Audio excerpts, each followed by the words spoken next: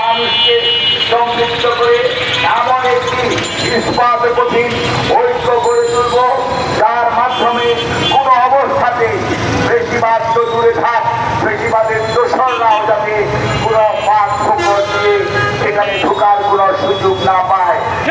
ঐক্যকে আমরা দৃঢ় করব এবং ঐক্যবদ্ধভাবে রাজপথের থেকে আমরা যত ষড়যন্ত্রই আসুক, দেশ বিরোধী যত ষড়যন্ত্র আসুক, দেশের স্বাধীনতা বিরোধী ষড়যন্ত্র আসুক, সকল দেশি বিদেশি ষড়যন্ত্রকে আপনাদেরকে সাথে নিয়ে মোকাবেলা করার জন্য আমরা আজকে শপথ দিতে চাই এবং আমরা আহ্বান জানাতে চাই মানবীয় জোট নেতৃবৃন্দের প্রতি।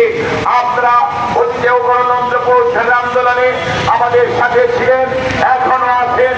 ইনশাআল্লাহ আগামী দিনে বাংলাদেশের মানুষকে একটি সুখী সমৃদ্ধ আগামী বাংলাদেশ তার রহমানের নেতৃত্বে পরিচালিত হবে।